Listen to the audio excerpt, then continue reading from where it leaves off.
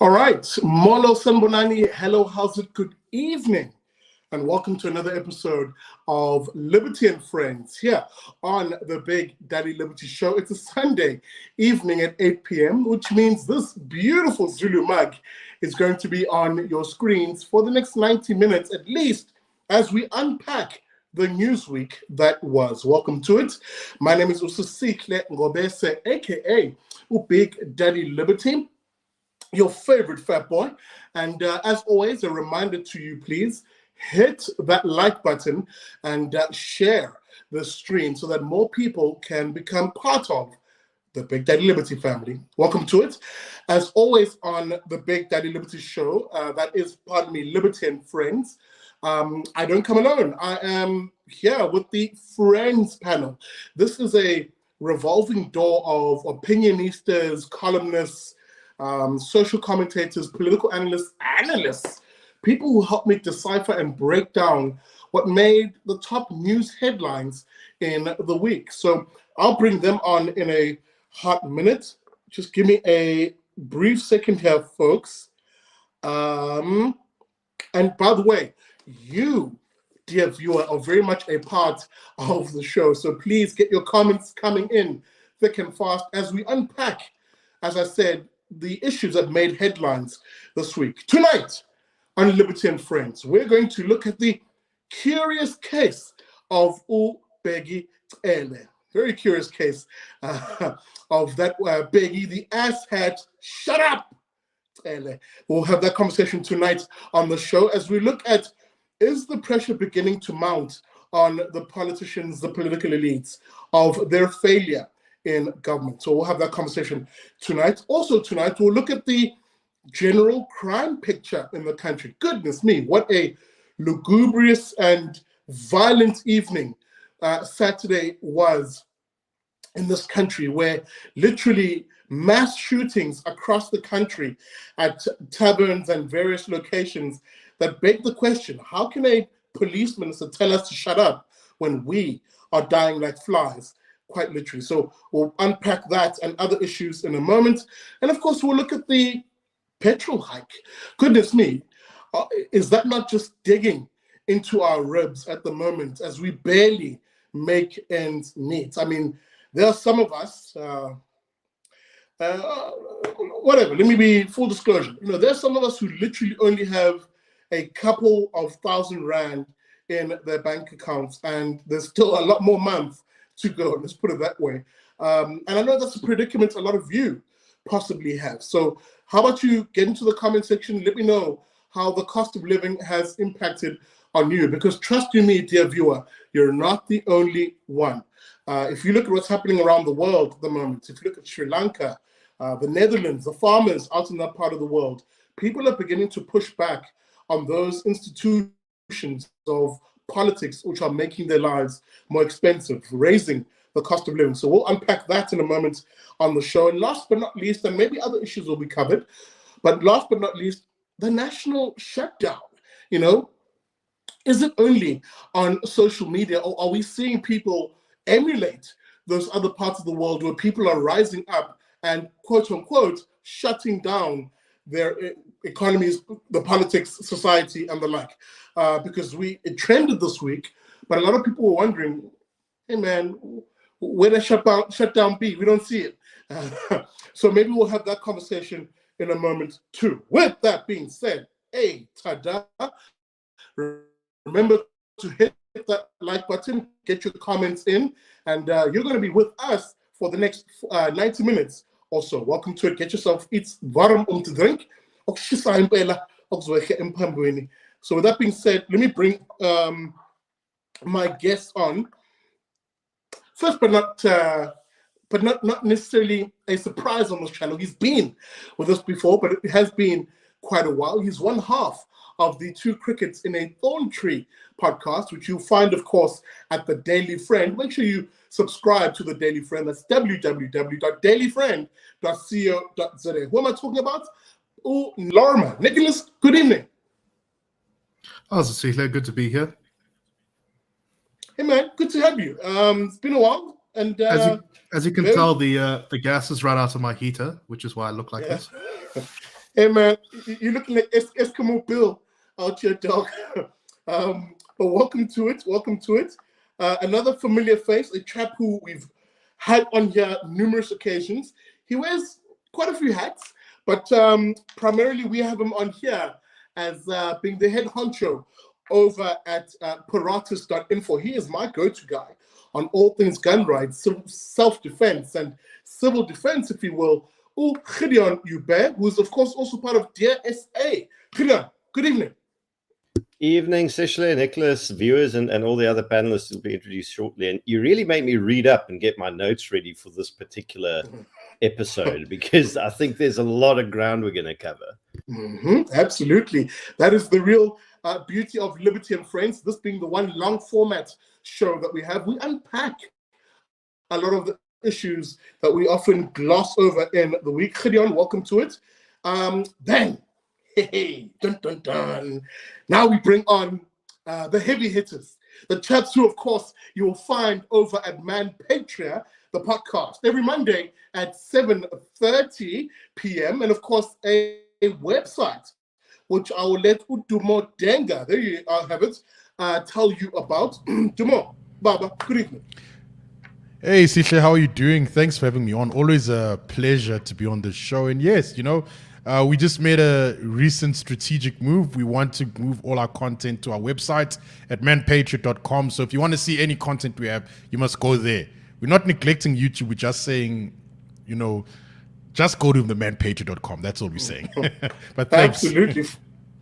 Fully agreed on that front. Hey, man, these social media cartels are banning and demonetizing like there's no tomorrow. So building your own infrastructure is never a bad idea. And guys, bear in mind, there is load shedding happening at the moment. So if the quality of the broadcast dips in and out, guys, bear with us. It's out of our control. With that being said, last but not least, the second leg of that three-legged pointy pot that is the Manpatria podcast. Koketso Resane. Baba, good evening. Yeah, evening everyone. Good to be back on Liberty and Friends. I've got my voice back as well. So yeah, I don't know how much of a heavy hitter I am, but yeah, I'll try hit heavy. Yeah, there you go. There you go. That's how the folks definitely are expecting tonight's show. And perhaps let's jump straight into it. And really, one has to begin with a certain asshat of a police minister who literally acted like the very ass I argue he is. Events this week on Tuesday out in Koketso here in Cape Town on the Cape Flats, a community meeting was held where, of course, the police minister, Bheki Cele, I'm really trying my level best not to call him asshat or Mr. Shut Up, but you'll see exactly why I call him that in a moment as I play you a short clip of what happened on that very Tuesday when at this community meeting, a face all too familiar on this show, he is a contributor here, let's just say confronted the minister with facts, hard data, and a very accurate picture of the daily lived reality of ordinary South Africans who face crime in this country. These are the words, this is the comments that Ian Cameron basically put to the Minister of Police at that particular meeting, asking him to account in very detailed terms as to what he'll do about crime. Police don't care if something happens to them there because they don't have the resources to help. When I go to the different gender-based violence desks at these police stations, especially in the Nyanga cluster or traditional Nyanga cluster, the majority of the detectives have more than 300 dockets on their table. 300 dockets! How do you think you can do investigation with 300 dockets? It's impossible. And then, the cherry on top, and this is my conclusion, is that many of those detectives have 300 dockets, and it's a constable detective. He just came out of the college. He doesn't even know how to spell J88. You expect him to solve the problem. Again, as I said, Ian put to the minister accurate, data-based, evidence-driven, and of course experience-rich account of what policing is like at a community level. And you could hear the public say, that's right, and cheer him on in that regard. You could see the police officers in the back listen intently and nod quietly as they listen to him, because they could hear, here's a guy who's telling their boss, a one asshat police minister, the truth for a change. The very thing that politicians hate in particular. Koketso, let me come to you, because even as I do, the response by Bheki Cele, and before you chime in, I'm going to play his response very briefly. I've cut it up into segments because I want us to break up what he basically said to us as South Africans. The juxtaposition here, Koketso, on the one hand, Ian, facts-based, data-driven, and relaying the actual experience on the ground. A minister who we then expect to respond in kind, to be fact-based and say, this is what I'm going to do to solve the issue. Thank you, Ian, for raising it. Doesn't do that. Basically tells us about his struggle credentials, like this. Did not join human rights battles yesterday. That's why I was sent to prison. That's why I was sent to Robben Island. That's why I lived in the cold water. That's why I ate bad food, because I was fighting for human rights. That's why today we have human rights. Don't teach me about human rights. Don't tell me and tell about the safety of my people. I fought for it. I nearly died for it. I was arrested for it. I was exiled for it.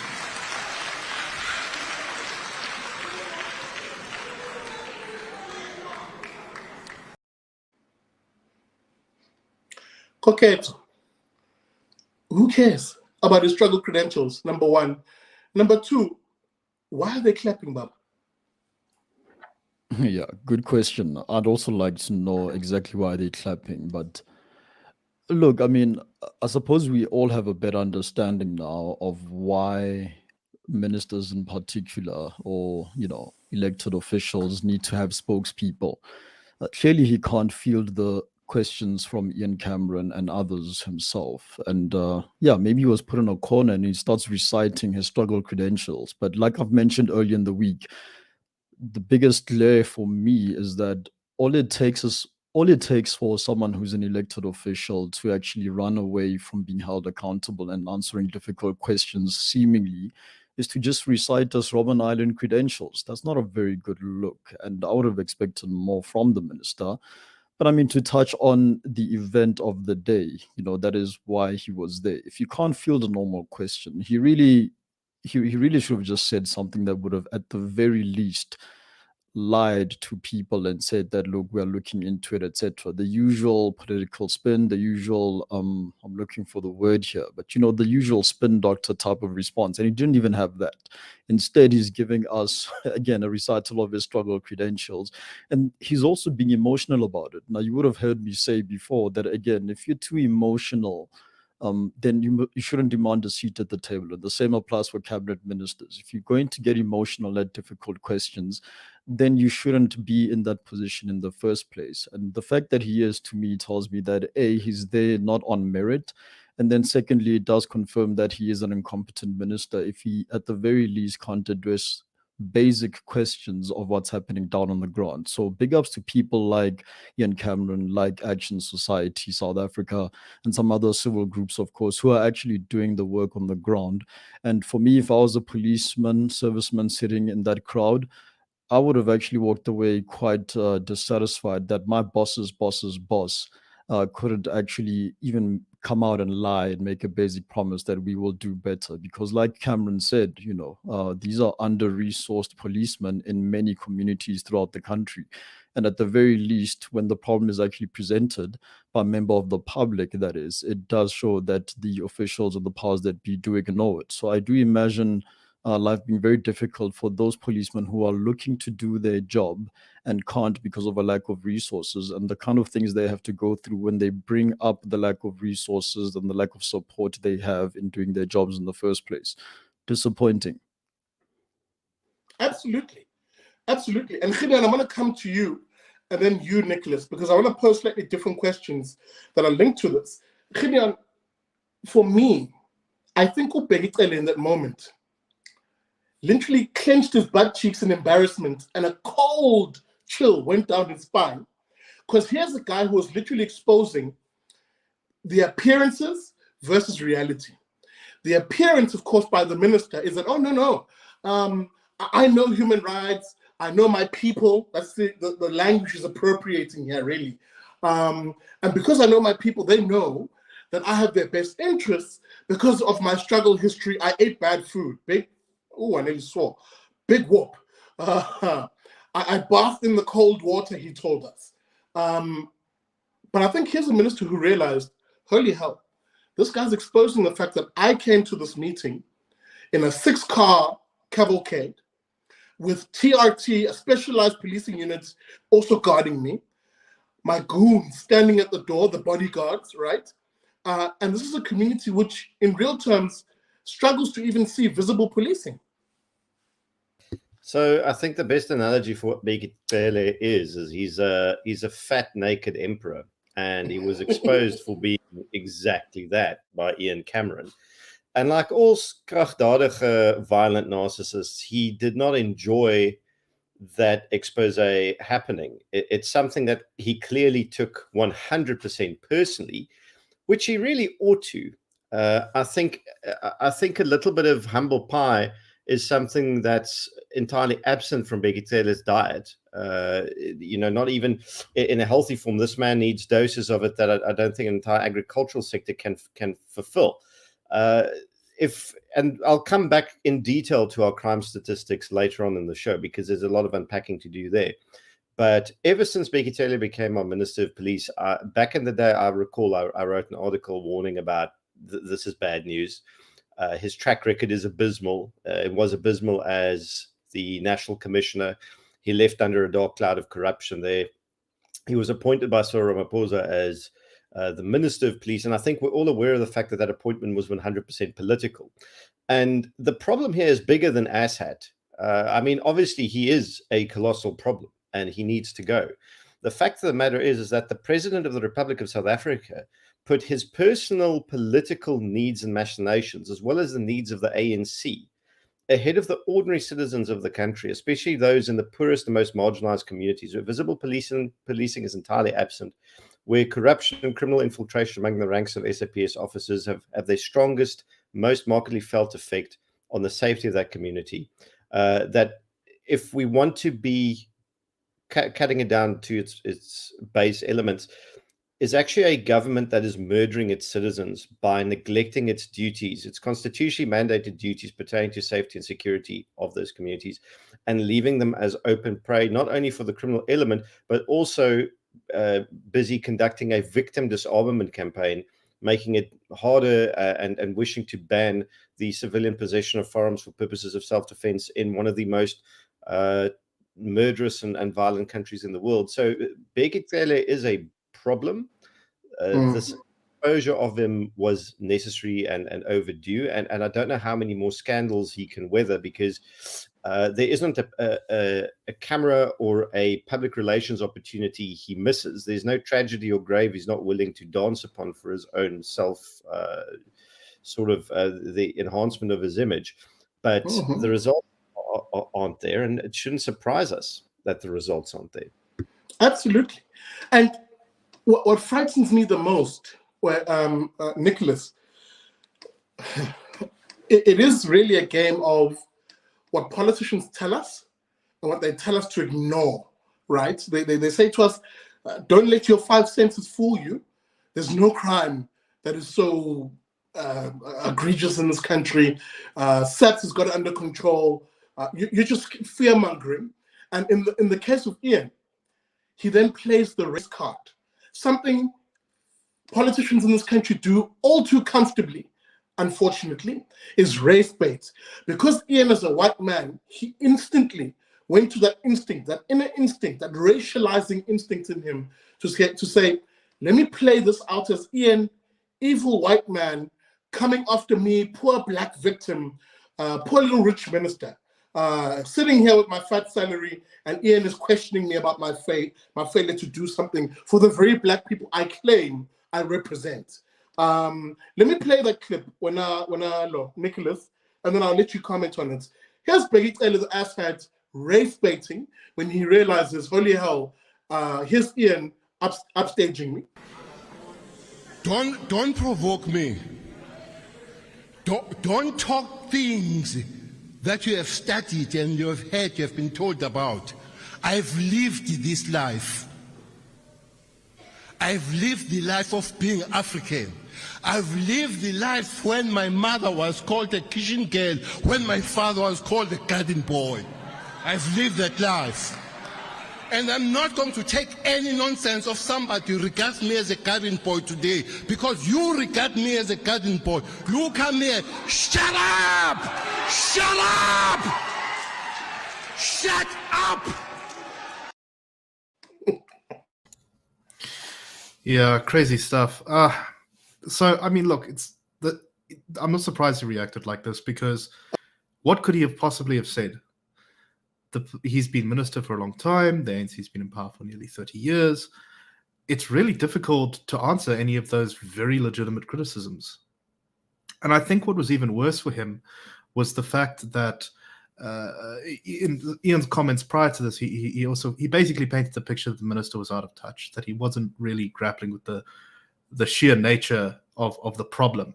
He hadn't been on the ground, he hadn't walked without bodyguards, that kind of thing. And that really undermines his legitimacy, because he's, a lot of the ANC really claims to be the authentic representation of Black South Africans. And by showing that he was completely out of touch, I think Bheki Cele had no choice, if he wanted to try and salvage something politically from this, by striking back and turning it into a black-white race thing. And I must say there's an awful lot of this going on right now from government. And I think it's a sign of the larger pressure that's going on across the country. The ANC is really feeling the heat.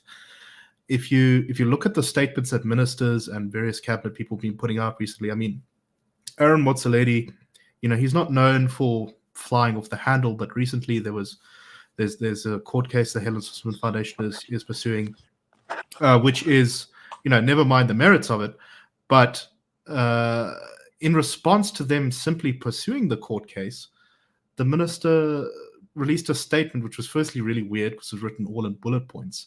And secondly, he just flipped out and said, you see these whites who sat in their armchairs during the struggle, while I was suffering, have the audacity to use the courts to block the legislative process, the power of government. They are basically saboteurs undermining the state.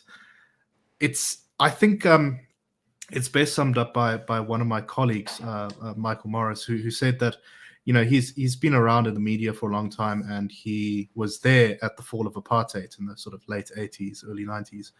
And he said there came a point where the apartheid government really struggled to kind of win any arguments. And so they just began to sort of lash out, and there would be lots of emotional, vitriolic statements. And I'm quite partial to the idea that what we're really seeing now is the ANC's version of that. They have nowhere left to turn. They can feel the pressure building. And, ever since, not to jump the gun here, the July riots, I think Bheki Cele's credibility, not that there was a huge amount to begin with, but it's just gone now. How can he possibly, how can you take anything he says seriously? He has failed at the most fundamental role of what the state is for, which is to protect the lives of its citizens.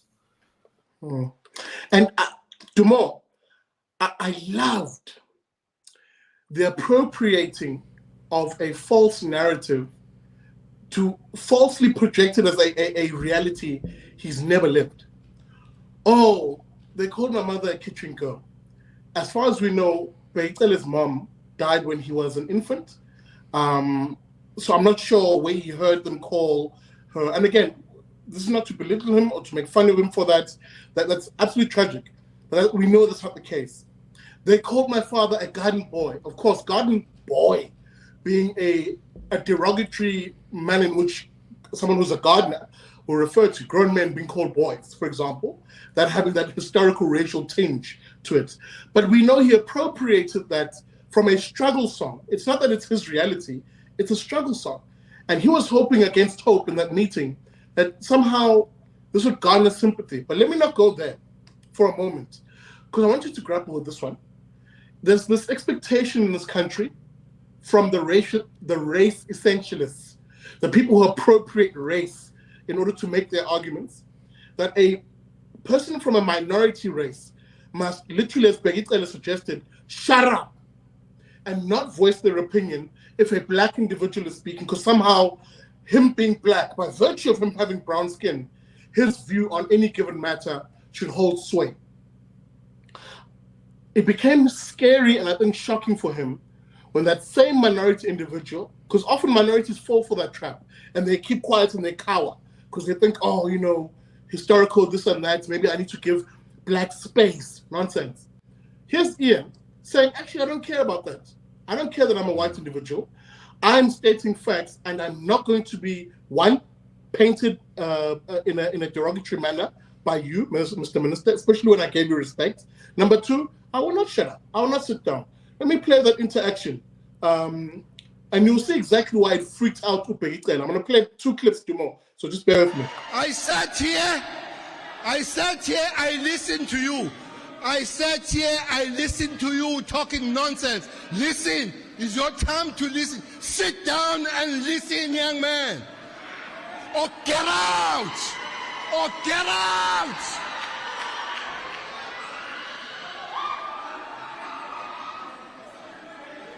Get out!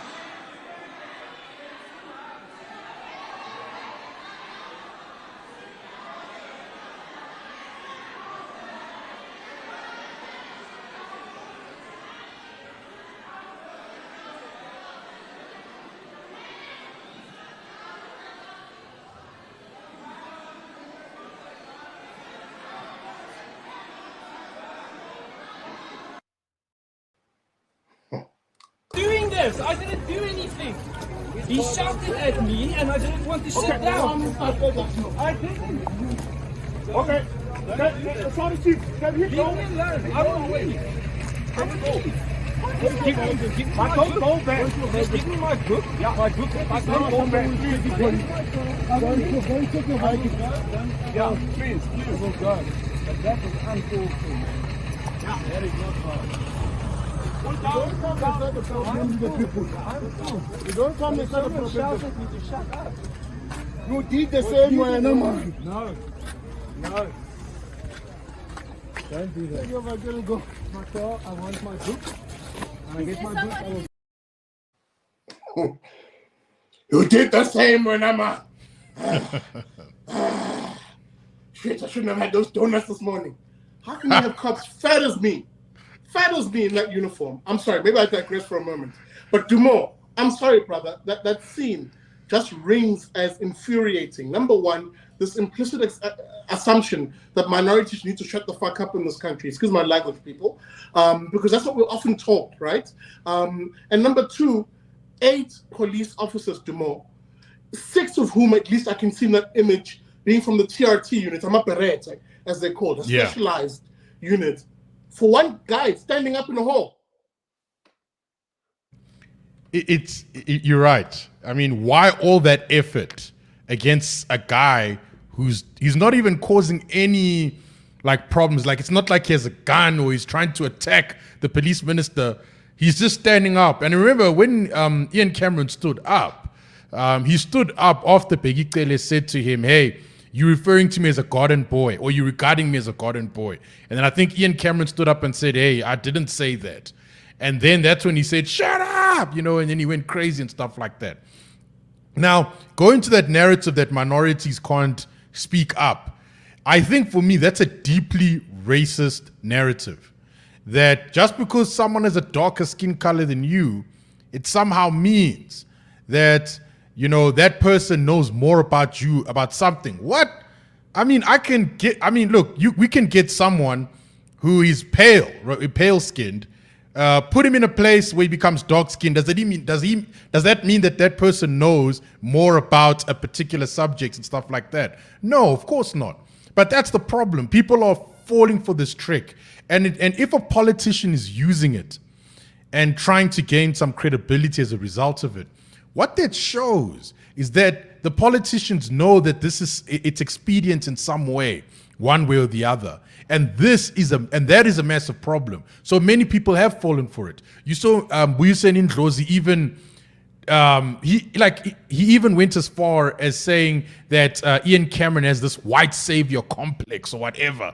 And big up to Kulani Goma, who actually pointed it out and said, hey, now blacks must just suffer, without the help of white people and stuff like that. Like, what are they supposed to do now? This is the problem with the type of these views. They do not address the core issue. If you are going to look at Ian Cameron and say that what he's saying is wrong because of the color of his skin, then you're a racist. You're a racist flat out.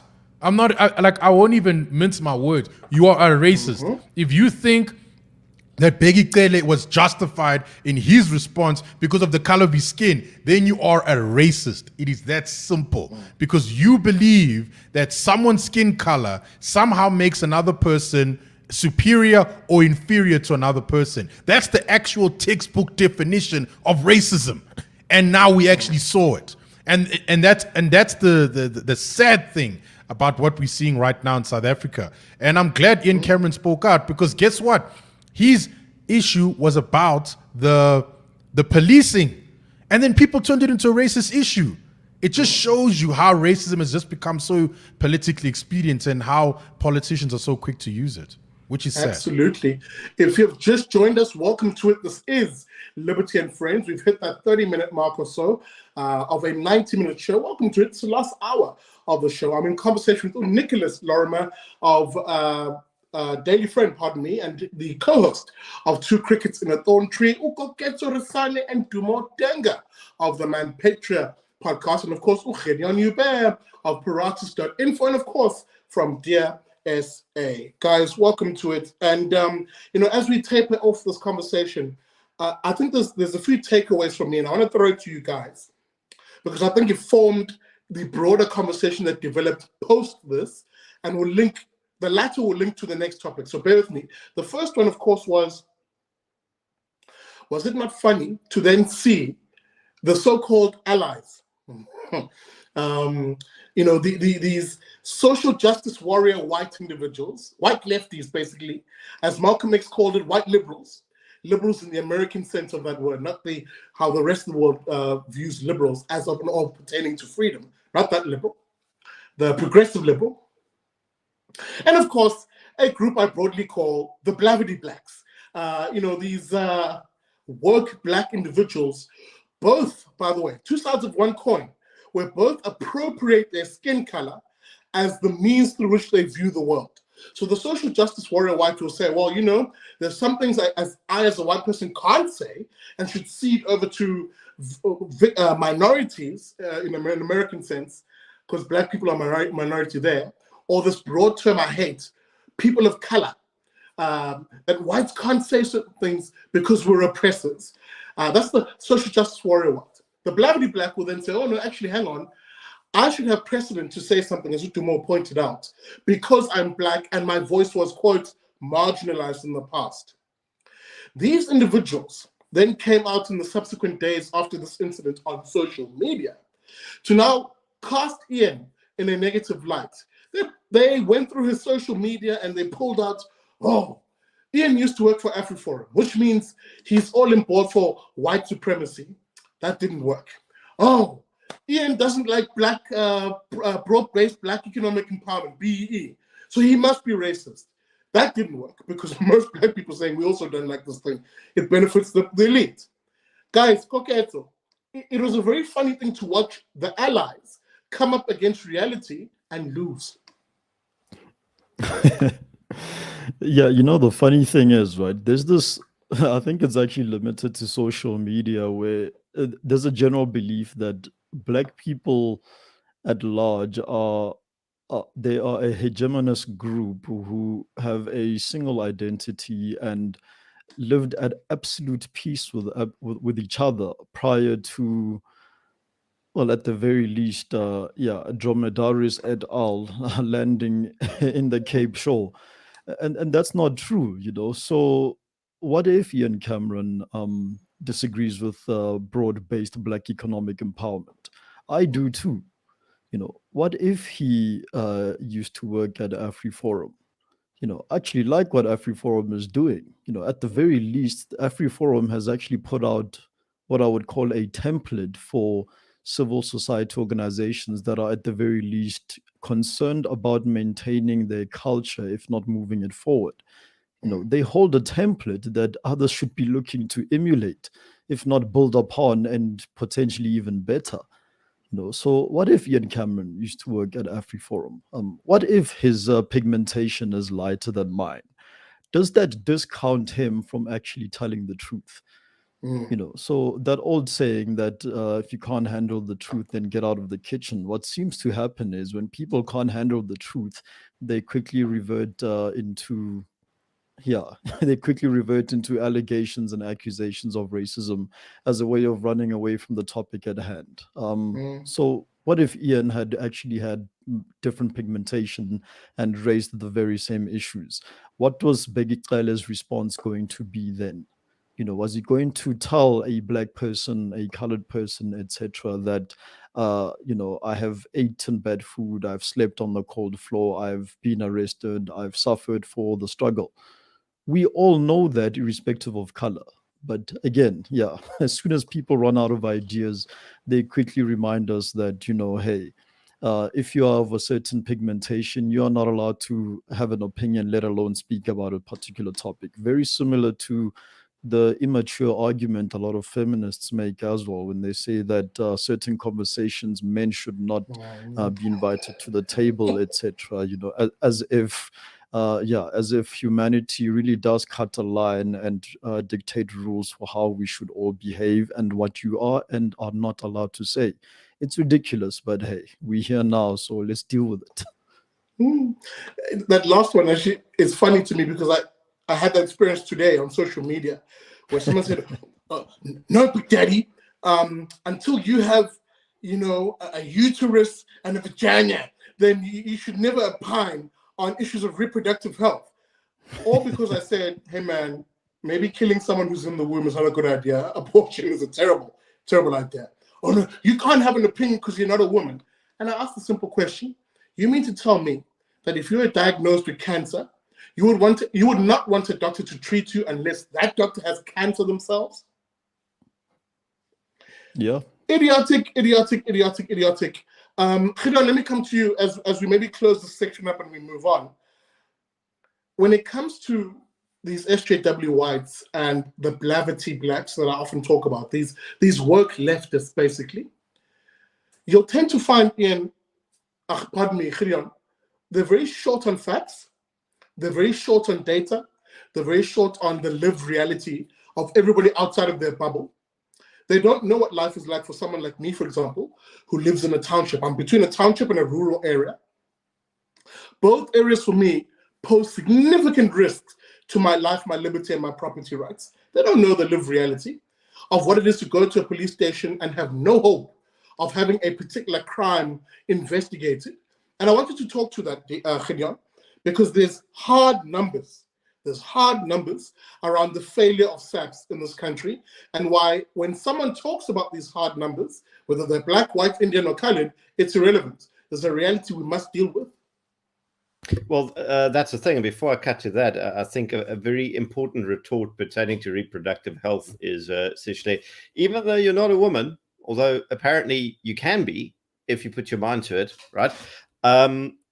You still were a fetus at some point in your life, and therefore, you're entitled to your opinion regarding a fetus. But that aside, let's quickly talk hard numbers. So with regards to crime in South Africa, we have it's a very ugly picture. We had a 21.7% increase in murder in the space of 7 years from 2011 to 2018, which put us at the highest murder rate since 2007. That's an 11-year high. It's further increased. Apart from the outlier of 2020, murder has increased in South Africa every single year from 2011. That's basically an 11-year increase every single year of over 21 to 22,000 people being murdered annually. Rape and sexual assault, the numbers are equally astronomical. And in the beginning of this year, I think when we looked at the latest figures, there was a 22%. No, it was more than that. There was a massive increase in homicide first quarter 2022 of 22.2%. There was a 37% increase in the murder of children this beginning of this year, 13% increase in sexual offenses, 18% increase in assault GBH, and a staggering 105% increase in kidnappings.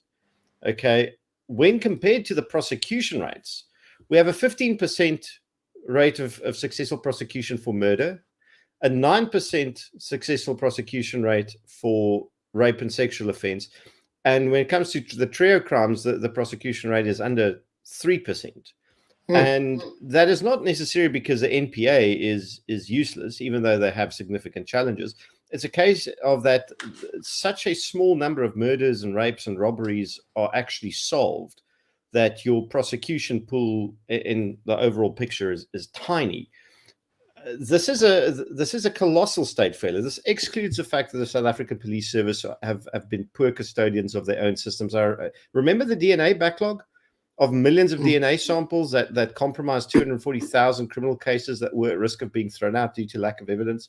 The fact that, as far as I'm aware, the South African Police Service's internal firearm permit system that keeps track of their 500,000 police guns still hasn't been reinstituted, all because the SAPs have not failed, they deliberately neglected.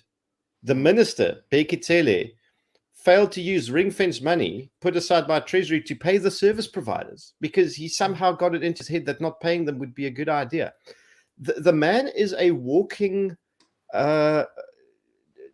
brush fire of criminal negligence. It is catastrophic to actually, when you start picking at parts of things he does wrong, which is why it blows my mind that, and I'm generalizing, so please forgive me if I make myself guilty of something, for woke white leftists to take offense on behalf of black people that aren't taking offense to things that Ian Cameron's pointing out. It's like, if there's somebody with a white savior complex, it's the people who are accusing others in this instance of being that. And you cannot reason with these people. Unfortunately, they are a small minority, and it's really only them and their 900 cats on Twitter that care. But and they should probably be regarded as such.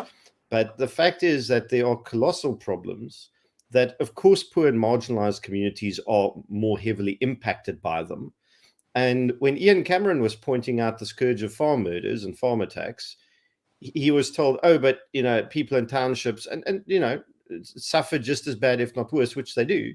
Now that he's pointing out that people in townships are suffering spectacularly under the scourge of violent crime, now he's a white savior. So, no, you can never win, and one shouldn't try to win with them, ever. Absolutely. And guys, before we move on, I really wanted Nicolas to touch on this last point. Nicolas, we have this very dangerous trend of people who call themselves anti-racist, who of course are the exact opposite of what maybe you and I would call each other, which is non-racialists, right? And I want you to quickly describe that little difference very briefly. But these anti-racists who basically want to, it's a bit of a misnomer. By calling themselves progressives, they actually are regressive in the sense that they want to segment society by race in the name of being anti-racist. Yeah, it's interesting how we've arrived at this. I mean, I'm sure everyone's come across those stories where there's like a university in the United States or something where they decide to segregate a social function or something precisely in the name of anti-racism, which is just complete insanity. And it all stems back from this idea, as opposed, non-racialists believe that human beings should not be judged based off of their race, whereas anti-racists believe that races are sort of singularly defining important characteristic, and that it's this sort of socially constructive prism of oppression that if you don't take it into account, you're actively discriminating against people. And all it does is create the exact opposite. It basically says that races can never, I mean, if you look at some of the anti-racist literature, it goes into saying that people of different races can't be friends, people of different races can never truly have the same interests. And it's a very intellectual way of essentially arriving back at the scientific racism that we had in the late 19th, early 20th century, which says that races are so fundamentally different. The scientific racists say it was because of biology. The anti-racists say, no, it's because of lived experience, that you can never live together in peace. And I agree with you, it's completely regressive.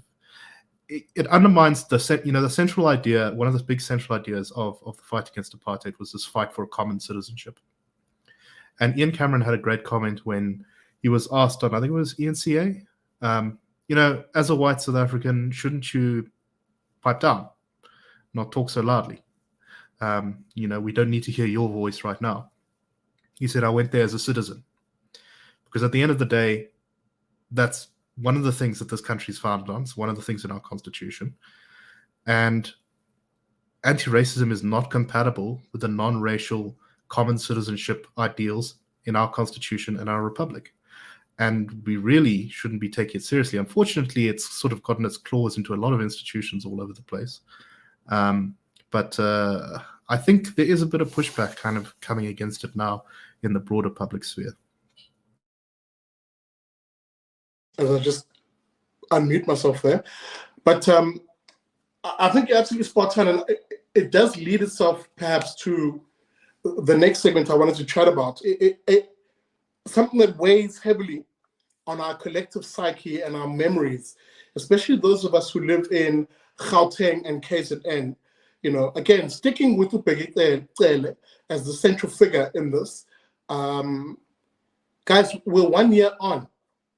We're 1 year on from what was arguably some of the most violent and greatest destruction, if you will, destructive scenes rather, in the history of South Africa, in the July Riots that happened last year, where so much destruction, so much pilfering, so much plundering, so much death happened in that week period. I think it was about a week or so. And it's been a year, Gideon.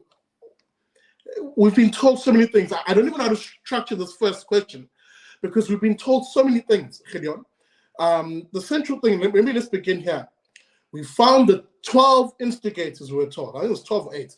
The 12 instigators. Now, they're under arrest. And to this day, Gideon, dollar information on that.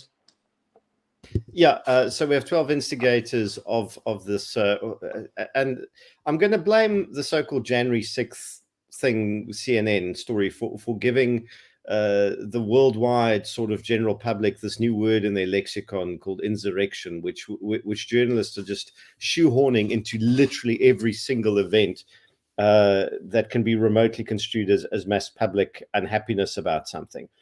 Frans Cronje was great, as well as David Onsoro, Center for Risk Analysis, and Nicolas and his colleagues at Daily Friend for really cutting to the truth of the origins of what happened last year and the numerous social pressures, economic pressures that led to this powder keg just cooking off like, I'm not going to swear on your show on Sunday night, but you know exactly where I was going with this, cooking off spectacularly in what probably amounts to the most destructive and expensive in the cost of I think 50 billion rand at the minimum riots in South African history. Are absolutely unprecedented. And obviously, during these events, all sorts of other shenanigans and cloak and dagger things happened. The 1 million rounds of ammunition that was stolen under police guard from a section of Durban Harbour after those containers were moved, apparently against the wishes of the importers.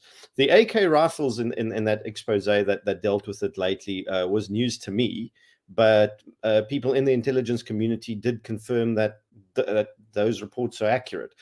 The cash side to that Daily Maverick story, I'm not too concerned about ATMs being blown up, because if you're going to be funding a serious armed uprising against the state, you'll find your cash in other places. You don't need to bomb ATMs for it.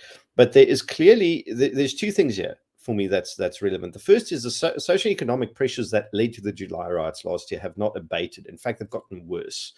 And if you look at the price of electricity, the price of fuel, the price of food, all these things feeding into each other, we're sitting on this very destructive inflationary spiral that's eating at the ordinary person's ability to keep a roof over their head and their families and keep them fed, clothed and watered and healthy and safe. And that you expand those frustrations over tens of millions of people, and you're sitting with the biggest powder keg in this country you've ever seen in your life. The second thing is there are obviously political, how shall I put this? There's a political motive for wanting to sow chaos. The ANC knows it's on its last legs. It's not looking good for it in 2024. The abilities to extract patronage and money from the South African public are diminishing as the country gets poorer. The opportunities diminish, as well as the chances of it being in a position of power to continue. So you have these cats on the hot tin roof dancing around like crazy and becoming more and more desperate. And then, of course, you have Frere Jacques, who really wants to stay out of prison. So you have a whole bunch of independent, hostile threat actors and a very frustrated population in this pressure cooker.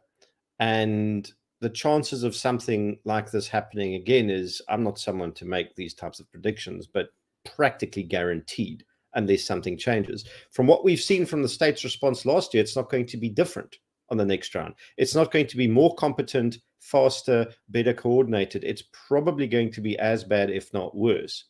So we'll come back, I suppose, to the end of the show, because you don't just give people bad news. The answer to this lies in community resilience and cooperation. But we're in for a rough ride, and Bheki Cele is not going to do anything, nor is the president, nor is anybody else, in order to mitigate it. And I think that we really need to look for our answers internally and amongst each other. Yeah, absolutely. And I think that worries me the most. Dumo, I want to come back to you, and then Koketso. We're in a very dangerous place here, where I think Gideon rightly outlines the very conditions that led to last year's mass rioting are not only here, but they've exacerbated terribly so. Let me be precise and specific. If you look throughout the world right now, whether it's in the Netherlands, Germany is popping off. A while ago, Canada was popping off. And you go down the line, Sri Lanka being, I think, the most apt example right now, where there has been bad policy that impoverishes poor people and the poor in society. That is, poor people, pardon me, and those who are poorer in society.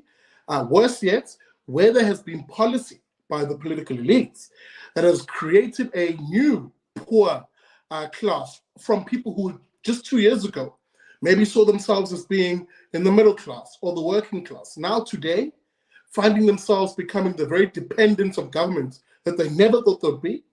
That collective unhappiness boils over eventually into the sort of scenes we're watching in Abo, Sri Lanka, and scenes that we're watching in Abo, Netherlands, where the farmers and truckers and fishermen are rising against their political elites for various issues, yes, but all of them stemming from the political elite. It seems as though, Dumo, that seems to be the growing dichotomy, the elite and more so the political elites and politicians versus ordinary folk, the laptop class versus the we do things, we build things with our hands class.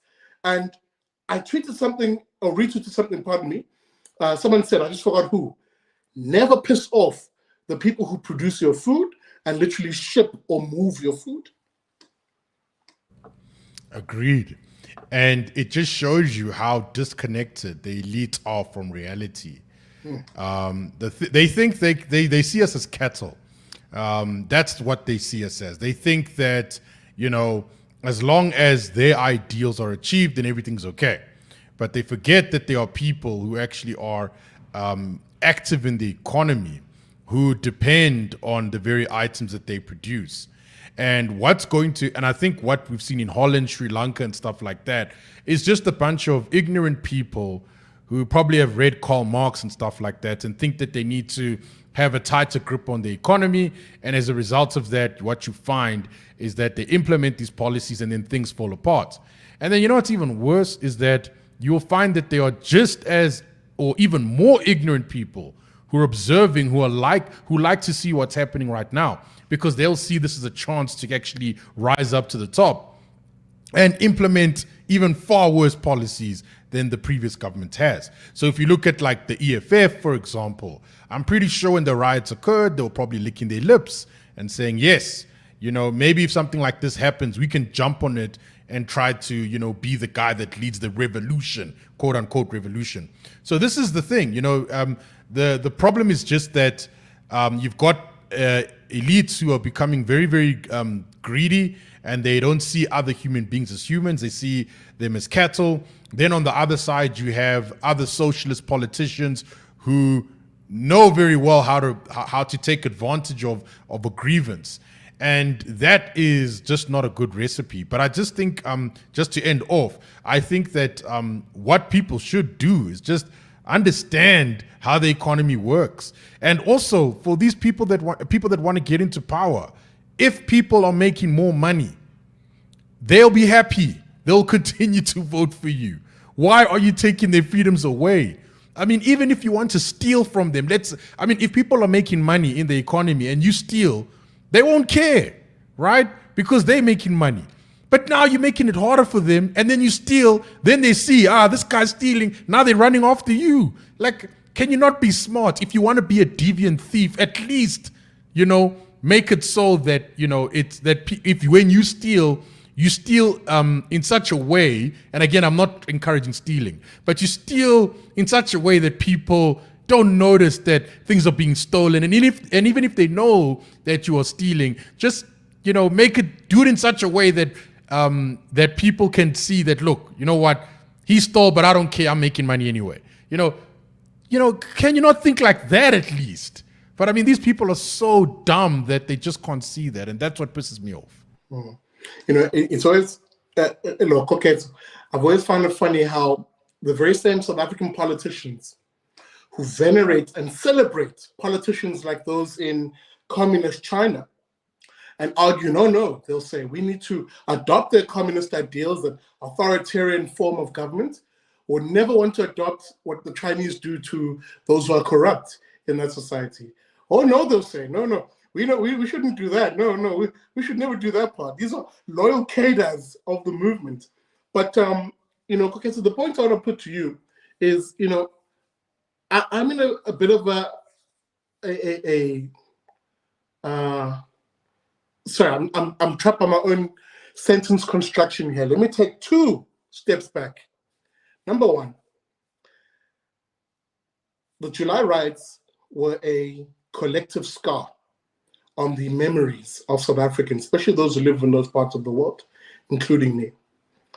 I live in the township of Umlazi, and the scars of that rioting still exist today. There are shops that never came back. There are parts of the township which are shells, carcasses. What used to be a factory maybe, or a business, is a charred factory to this, shell, to this day. And we all saw people who you knew, you know, a neighbor, a friend, descend into an almost collective madness in that period, where they suspended the rule of law, they suspended the respect for life, liberty, and property rights. And that moment dictated that they act like an almost collective hooliganism took over. And that's what I think scars people today, Koketso, is that in real terms, we could have a return of that. And for those of us who live in these parts of the world, we're already hearing it. When we hear the gunshots every evening of automatic gun fire, we're already seeing it when you see these marauding gangs of guys who are no longer renting the high-powered rifles. They now own them because certain containers went missing during last year's riots, and suddenly people are very well armed now. The fear here, Koketso, is that we will not have a state which can respond to this. And what do ordinary people do in those situations? Sure. Yeah, that's it's quite heavy there. Look, it's almost a regression in societal order at the very least. part of the reason you want police being the only ones who quote unquote police, right, is because ultimately what we want is a fair, balanced hand. You don't want people acting willy-nilly in dealing with issues themselves, because everyone has an opinion, everyone interprets things differently. My values of right from wrong don't necessarily have to be the same as yours. But that's gone now. And we've spoken about this even on this platform many times in many different versions, that the trust in the policing cluster from society is gone. And you could argue that it was eroding, but what happened a year ago is now it's almost like, it was a point of inflection where even the few who still had some semblance of trust, it's gone. They lost it. We saw firsthand that when the rubber meets the road, you are alone. And people saw that, and people experienced it, and people lived through it. If it wasn't you, it was someone you know. If it wasn't someone you know, it was a family member. Someone out there in that part of the country was effectively alone. People were making calls to friends, family, colleagues, even asking, "Are you okay? Is your family okay?" etc. That really hit something in people's minds and reminded us that we are alone. Now, like you rightly mentioned, what this is going to do is basically encourage people to arm themselves, firstly. And that's all well and everything. But what happens in the event where you can't actually afford to arm yourself? For all the talk about how the private security industry in SA is thriving, not everyone can afford private security. And the people who are coming out basically saying that we should basically reprioritize our trust and place it back in the police so that they can be better resourced, and that with better support we can as communities basically build up our police stations, etc. This is not a federalized state where we can as individuals actually, I would say, make a difference to your local police station. There's very little you can do. If you're out in rural KZN, at the end of the day, your police station still has to toe the line as said from Pretoria. There's not much you can do, like it or not. So people have come to that realization. And what I see is, I see it dividing the country even further. This time around along the lines of those who can actually keep themselves safe and those who can't, which will easily parallel to those who have the economic means to keep themselves safe and those who can't. Notice the missing lowest common denominator here is that our political leaders who are in office, who are sitting collecting fat salaries and even take oaths to protect the constitution and to protect their citizenry and to uphold the codes and morals of the constitution. Notice how they're not being held accountable here. Instead, people prefer to hold accountable an individual who they deem, again, based on race, as someone who broke the law by arming themselves and then going ahead and accusing them of committing what I would say a sort of genocide, as we saw with what happened in Phoenix. There's no conversation about how, whether you believe Phoenix, whatever happened in Phoenix was right or wrong. There's a missing conversation there about where was the police. Instead, people easily warm up to the president taking a guided tour with his security detail around the affected area after the fact, after someone has lost their business, after someone has lost a family member to violence, after someone's in hospital, after someone is no longer employed because your place of work has basically been razed to the ground or has been pillaged to a point where you can't walk into work tomorrow. These are the missing conversations that aren't being had. But the sentiment is there within individual people. And when the rubber meets the road again, everyone knows that you are alone. Now, to wrap it up, you did mention that the same conditions which led up to what happened last year is in place, if not further entrenched, and I agree with that. we are basically one news cycle away from the lid blowing right off the pot. And when that happens, I want to know if people are going to then take several steps back and say, hang on a minute. This is not the first time this happens. Where is the people who are sworn to protect us? Why are we seeing a repeat of events when we know we have seen this book play out before and nothing has been done by the people who collect our tax monies with the premise that they will spend this money on keeping me, my family, my business, etc. safe? That's the conversation we need to have, and somehow it needs to start. Absolutely.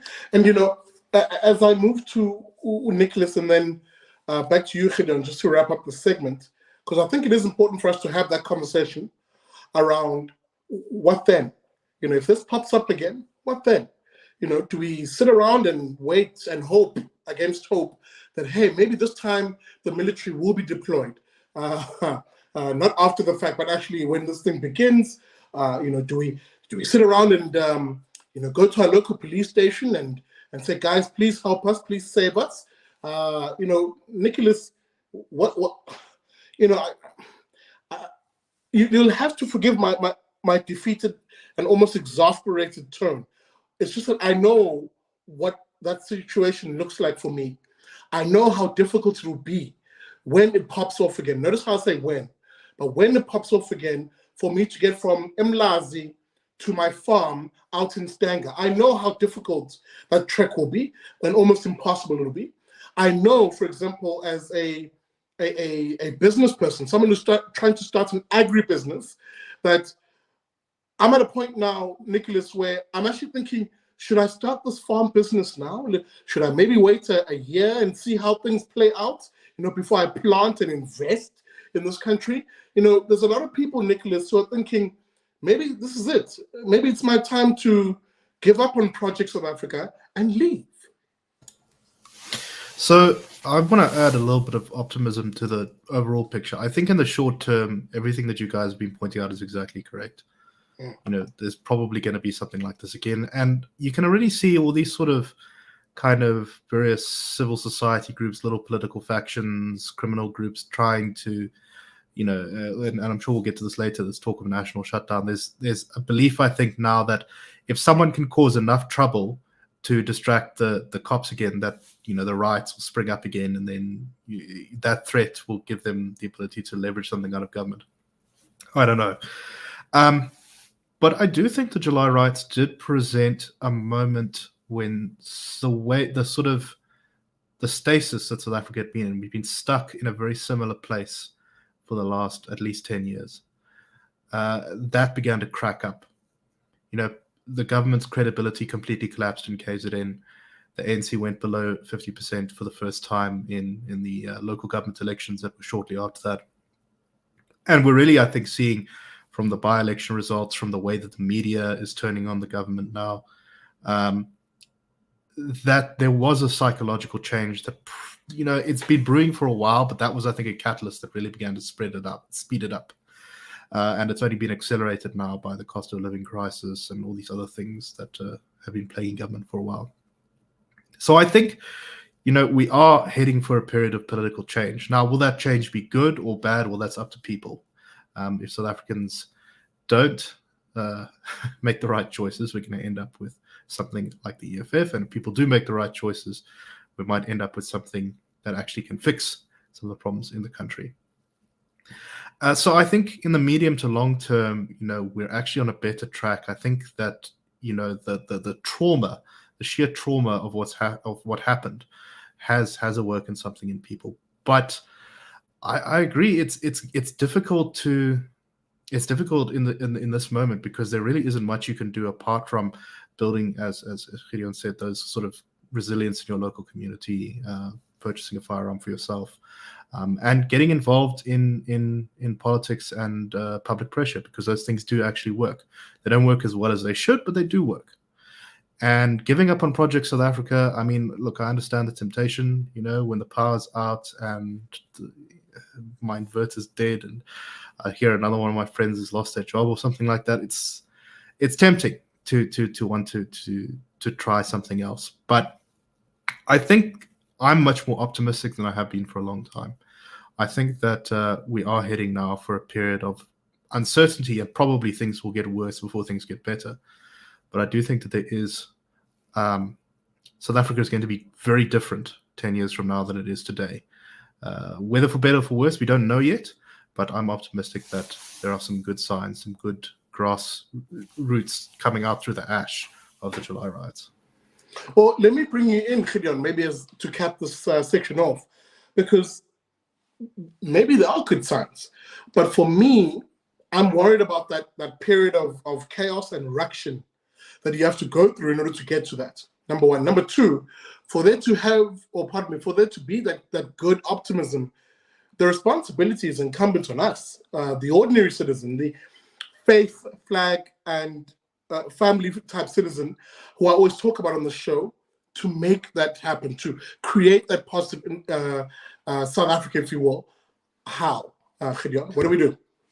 I'm going to try to keep it brief to not take too much time, but to preamble it, lots of positive things, many positive things came out of the riots last year. The total chaos forced a whole bunch of very diverse communities that actually under ordinary circumstances were very little to do with each other to band together and solve a very immediate and visible existential threat to their existence and their personal safety and their community safety. And they had to do it on the fly. They had to take organizations and structures, community structures that were not originally designed for these purposes and re-engineer them in real time and coordinate them with other community structures and other communities with across cultural barriers, language barriers, racial barriers, all these things. And they did so very effectively for nearly 2 weeks in the face of extreme pressure. It would be a terrible thing if those lessons were squandered and people did not invest in some form of resiliency as a result thereof. But even if they didn't, there is somewhat of a roadmap there. And Koketso is 100% right. This is about so much more than guns. The second order and third order effects of this level of chaos are extensive. They affect everything from communications, power supply, the ability for you to source drinking or otherwise potable water, the ability to feed yourself, the ability to stay warm, your personal safety being primarily, and this, no one person is going to have a perfect plan to deal with this. Cooperation between different groups and communities is vital for everyone's survival here. And that is the major takeaway, is whether or not you are part of a mutual assistance group or a neighborhood watch or something similar, now's the time to start thinking about structuring those things. And none of this is rocket science. Equally, yes, are things going to get worse before they get better? Is the chaos of this is frightening. I can 100% understand why no one would want to invest further into such a risky project. The reality is, though, that and the things happening in Western civilization at the moment act for me personally as a major wake-up call. Civilization is a thin veneer. It's artificial. And we have outsourced the management of our own governance and our political affairs to a political class that is so far removed from our reality and so unaccountable that we shouldn't be surprised at the results being as negative as they are. The bad news is we will all, each and every single one of us, have to take a far more active, direct role in our own governments, in our democracy, jealously guard it, seize it, and be involved. It is going to be hard work. It is going to be painful. It is going to be unpleasant. It's stuff people don't want to do, because if we weren't so bloody lazy in the first place, we wouldn't be in this situation globally. It's time to take ownership of that mistake, take back the power, and not relinquish it again by saying, I'm going to trust the following people to look after these aspects for me. And they must just, account to me every 5 years in a general or municipal election. That model doesn't work. That is democracy failing due to the apathy and uninvolvement of its citizens. We need to change that. Not be apathetic, not be uninvolved, be extremely involved and be very interested in what we're doing. That's how you start changing these things. And that doesn't cost you money. Well, you can bet your bottom dollar that from my end, I'll be doing exactly that, whether it's in Mlazi or in just outside Stanger. That AfriForum mindset of community-based organizing, building resilience in your area, pooling resources in some cases, in order to have or create services that don't exist.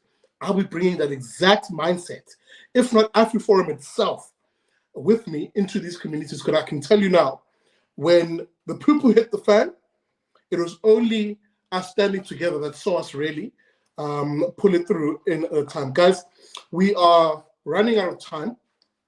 And I think it is quite prudent for us to move on. One of the things I think I wanted us to chop on and chew on is, again, staying with crime, staying with violence. And we'll gloss over this because I think we've kind of exhausted it a little bit. If you woke up today and you read any of the headlines, you would have been absolutely shocked. Here you often have trendy lefties in this country where if there's some headline about a mass shooting in America, they're the first. We must ban the guns, they'll say. America is gung-ho. Look at them.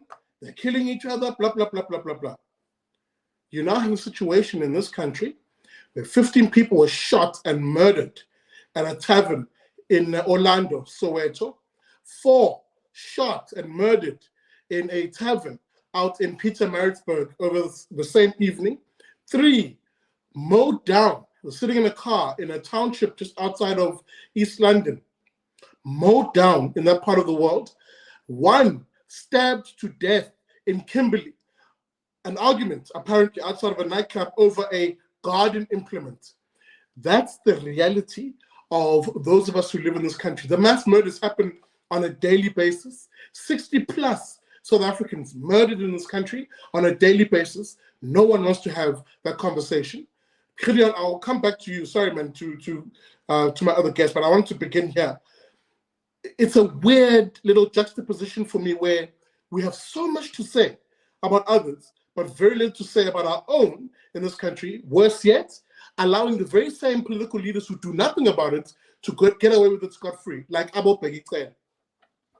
And a kind of further controversial point on that, we see the same brainless arguments here. It must be the guns or the alcohol, and it's neither. And further bad news, folks, is bringing back the death penalty isn't going to make any difference, because even in theory, if it did, with a 15% conviction rate for murder, yeah, you're not going to be executing remotely enough people to be making a shock and awe difference in society. And not that you want to do that, not that I trust the state with that power anyway.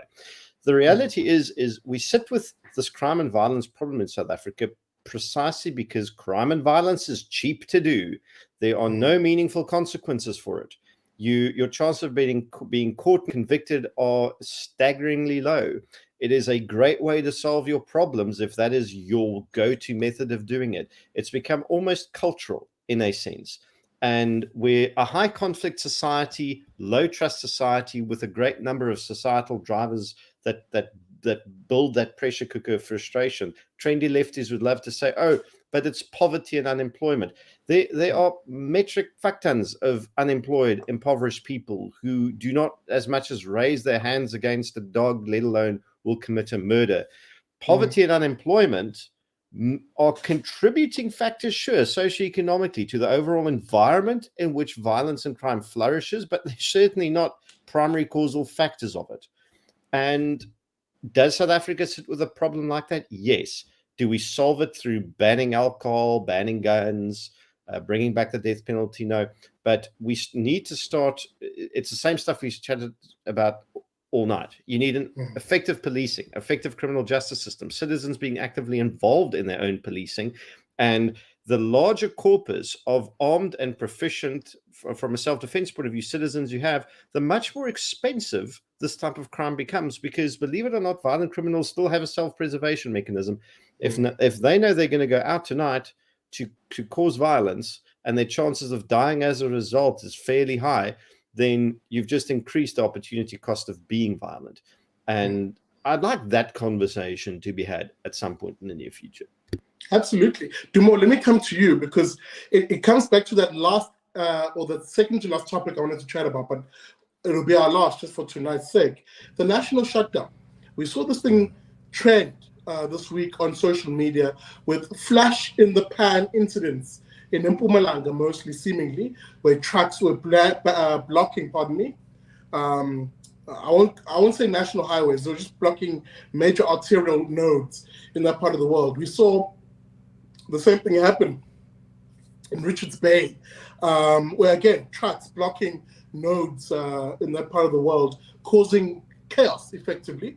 But the rhetoric on social media definitely hyping up and goading on that, come on guys, we need to get out there and cause absolute chaos and disrupt this country because, and here's the fig leaf, the price of petrol, they told us, is the reason for this thing.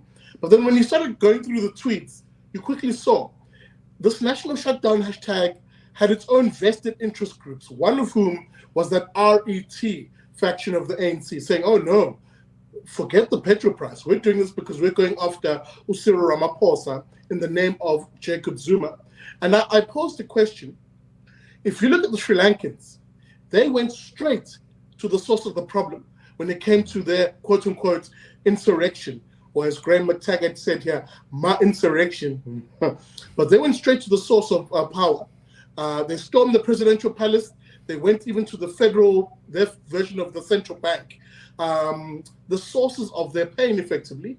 Here in South Africa, we seem to avoid, or there's voices who tell us to avoid the sources of our problems and instead disrupt everybody else. Exactly. And the reason is because they want to use normal citizens to fight the political battles of the ANC or internal factional battles. And as a result of that, that's why they say don't go after the government structures, because they want to take over that and then loot and do whatever they want with that afterwards. That's the reality. And then people just get played like that. And then that cycle continues. And then the next faction comes up, does the same thing, they take over, and it continues like that.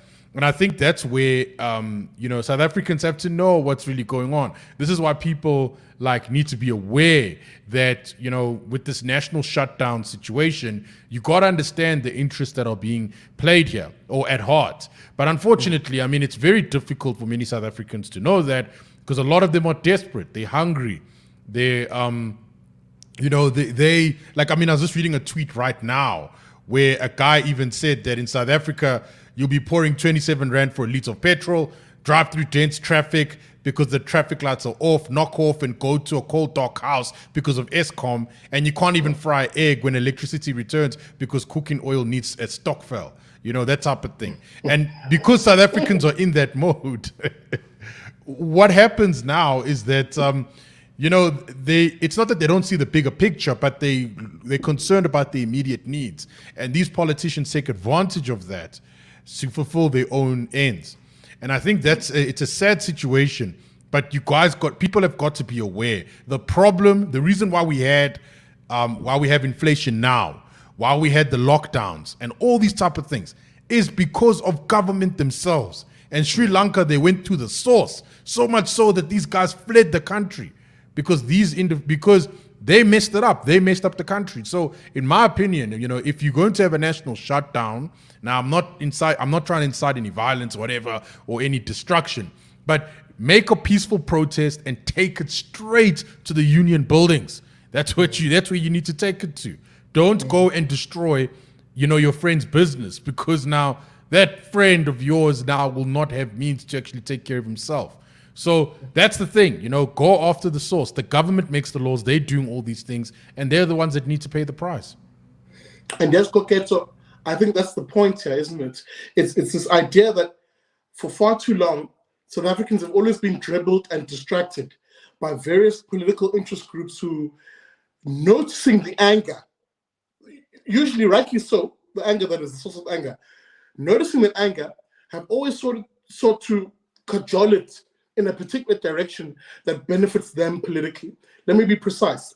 We had a situation nearing the end of the Zuma years where what initially began as Zuma must fall, right? What was initially a broad spectrum of South Africans saying to hell with these politicians, man, to hell with these crooked cadres, suddenly became, oh no, they said, get rid of Zuma, and then this wonderful shiny new thing called Cyril Ramaphosa will climb up of the, CR17, all the memes came out, the bots came out, and they started doing those memes of him being Captain South Africa, a spin-off, of course, of Captain America, if you remember that. And they did that funny meme of Jacob Zuma and the rest being like the goblins from Lord of the Rings and all of that stuff. Again, I make light of it, but the point I'm making is there's always been those people who seek to exploit these moments when really we should be taking this fight to the state. Yeah, we absolutely should. And again, the common denominator when we talk about the state is the African National Congress. Say what you will about Jacob Gelyehlekisa Zuma, but who was his deputy for all that time? Say what you will about Bo Gwedemantashe, etc. Gwedemantashe is only there to reward him for being a solid ANC Secretary General who kept the party afloat during the 9 wasted years, as according to Cyril.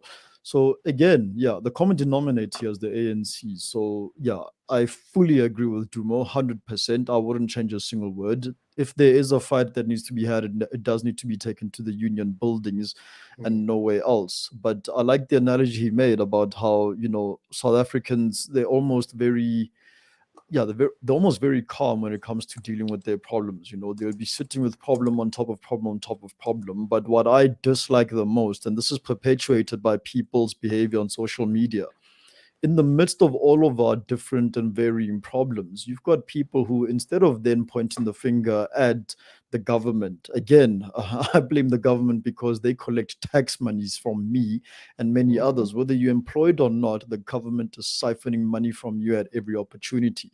But instead of people actually squaring the blame at the government, instead they are easily swayed by race-based nonsense, if I can put it like that.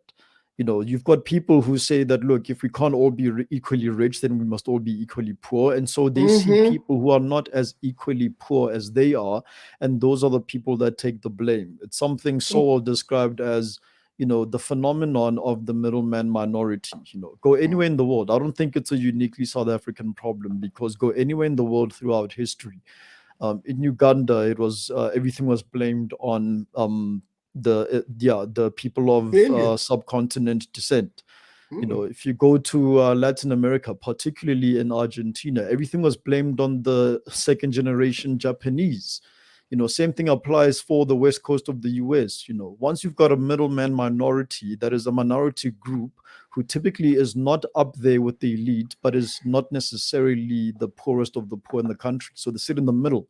Once you've got those people and they start doing well, they tend to get blamed for everything. And this blame is purely the invention of politicians who are using it to save their skins as the elite class, while at the same time relying on the ignorance of those who would then be seen as those at the bottom and those who are struggling to get by.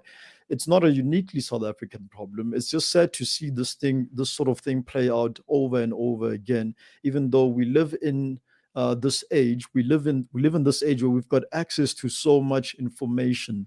But instead of people getting basically gearing themselves up and empowering themselves and getting clued up on how it is we got here, people use this information highway of the internet to instead go and post TikTok videos about perceived atrocities and perpetual racism and wokeness.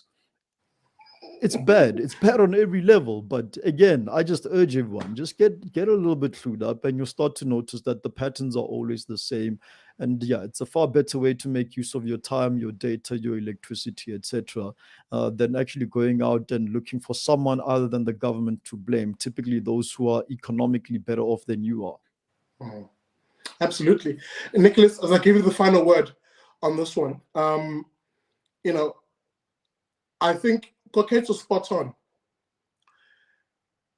We are beginning to see various interest groups, from whatever reason and for whatever their particular, the genesis of why they're doing it, right or wrong. I'm not prosecuting that for now. But we're beginning to see them look for a scapegoat and hope, as they push it out in continuous messaging, that scapegoat will stick. let me be precise. Whether you want to look at, and I'm going to receive flack for this one, but whatever. Whether you look at the Operation Tutula lot, who, as I said, there's definitely a good, a bad, and ugly in there, but there's definitely a carving out of foreign nationals as being a scapegoat for all things wrong in society. Whether you want to look at the ANC and its various factions, where the one faction will tell you, oh no, they'll say, it's those evil whites. Those whites are stealing everything, and if it wasn't for them, everything would be okay. If it wasn't for those meddling whites, I would have gotten away with it.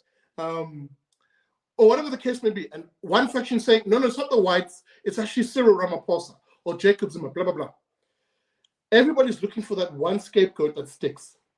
And I'm wondering, Nicolas, how do we bring everybody together?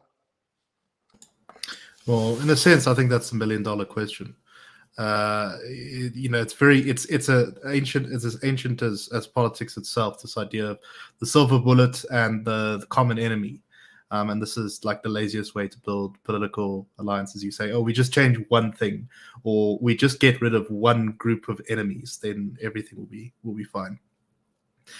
But the reality is, it's a whole set of ideas and their consequences which have gotten us here over a long period of time, and they're going to take a long time to reverse. And I think what we really need to do is firstly, not let these kind of civil society groups who have been a part of the bad ideas and the bad ideological approaches that have put us in this place now suddenly turn against the government and say, oh no, well, we were always against them. And this has happened so many times before. It happened with Bheki, where everyone was a huge fan of Bheki in the sort of mainstream, and then the AIDS denialism and his out of touchness and all these other things, and oh no, actually suddenly he was bad, and Jacob Zuma is a man of the people, and then Jacob Zuma stole everything, and then it's like, okay, well actually no, you see, it's the Cyril guy. And we really need to stop repeating that pattern, because we've stuck with the same ideological framework for the last 30 years, and it has really not gotten us to the place we need to be.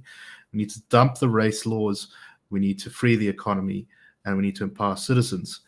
And that's the message that we need to be getting out to people. It's like, it's not the foreigners, it's not the whites, it's not the Zulus, it's not Zuma, it's not, no. Guys, we've had some bad ideas. We tried them for 3 decades. They haven't worked. Let's try some new ones, and they'll work much better. And new ones doesn't mean the EFF, because those are the same ideas, just on steroids. And I think that's the message we really need to be saying to people, is like, it's time for real change. And that means doing something differently. And that means not just changing the people in charge, because, Julius will run the country better. No, he won't. Cyril will run the country better. No, he won't. Zwelem, Kizi, whoever, you can pick your person. If we change the ideas, we'll have change. If we change the people, it's going to be pretty much the same. Maybe on that note, let me wrap it up. And I just want to say one quick thing. One quick thing. I won't lie, chaps. I'm very worried. That notion of the scapegoat is one which I was trying to play up a little bit, and maybe we'll have a separate episode on it, because I'm seeing this be what will be the trigger, because it was the same thing in the run-up to the July riots last year, where there's a whole bunch of voice notes that went around alleging all sorts of things and saying, come out in your numbers and do this and do that. There are voice notes going around this country now, basically purporting to be of foreign nationals, alleging that they are now armed to the teeth and they're going to start shooting up South Africans willy-nilly. So I'm seeing the dribbling and distracting happening that we saw at the beginning of the July riots. And I'm wondering, pardon me, to myself, is this not the genesis? At the height of a country that is very sensitive right now on issues of foreign nationals and the state of the economy, blah, blah, blah, is this not a coordinated cohort trying to spark something for whatever reason? That's my little conspiratorial tinfoil hat moment. Put it over my kippa. But maybe on that note, let me end the show. And as always, we give everybody a final opportunity to let the folks know how we can reach you and your organizations that you may be representing. Nicolas, let me begin with you. How do the folks find you? There's a bunch of places you can find me on all the big podcast apps, Two Crickets and a Thorn Tree, which I do with Gabriel Krauser. You can also find me on YouTube and on the podcast apps at the Daily Friend Show, which I host. And then you can also find the evil organization I work for, the IRR, with its at its website irr.org.za, and we've got some campaigns there which you might be interested in supporting, particularly one against the EEB law that's coming in that will make BE even worse than it currently is, and of course also the opinion platform which I sometimes write for, and which is a product of the IRR, which is the dailyfriend.co.za. So please check that out. Excellento. That, of course, is Nicolas Lorimer and the various hats you heard that he wears. Gideon, how do the folks find you? They can find me at paratus.info, and that links to all the relevant social media extensions. And please keep an eye on Dear SA, Dear South Africa. We've got a lot of campaigns running. One about the fuel price, one about Eskom at the moment. These are all important ones. So, yeah, please pop in there and have your say. Absolutely. That, of course, was Upra Gideon from, again, he also wears various hats. Dumo. Yes. Okay. As mentioned earlier at the beginning of the show, if you want to find all our content, it is at manpatria.com, and you'll find everything there. You'll find all our podcasts, our videos, socials, everything like that. Visit manpatria.com. Hey, ta-da. Koketso, finally from you. Yeah, and for the guys who want to know what happened to the podcast, we're on a bit of a break, so we'll be back, I think, at the beginning of August. But yeah, like Dumo mentioned, catch us at Manpatria. And someone in the chat says I look sleepy. Guys, I have photophobic eyes, so they get very tiny in front of light. I often wear glasses when I'm when I'm on Big Daddy Liberty's Liberty and Friends for the very same reason. But yeah, not today. So yeah, catch you on the podcast back in August when we're back in business, and hopefully when it's warmer as well. Shout out to you, Koketso, man. Channeling your inner Sleepy Joe there. Dude, thank you very much. That, of course, is Koketso Resane, one part of the trio over at Manpatria Show. Guys, thank you very much for watching. Of course, you're always that extra panelist in the evening. Thank you for getting those comments in. Really enjoyed them. Nice little announcement. Keep your eyes glued to the Big Daddy Liberty Show this week. We're finally ready to launch our new offering here on the BDL Show. You guys have been asking for it. It's finally here. So look out for that. I'm hoping to launch it either on Wednesday's BDL Show or on Thursday. Exciting stuff that we're going to be doing here on the Big Daddy Liberty Show, as we're genuinely trying to build an alternative media in this country, one that actually takes on the corporate media, and hopefully with your support will grow into something fully fledged. And again, I must thank every single one of you for what's coming. So thank you very much for that. And with that being said, a big good night from me. Hit that like button on your way out, and hey, share the stream, especially if you enjoyed it. Share the stream, let your friends get to see what happened in the week that was. With that being said, thanks for watching, and a reminder, never trust a commie.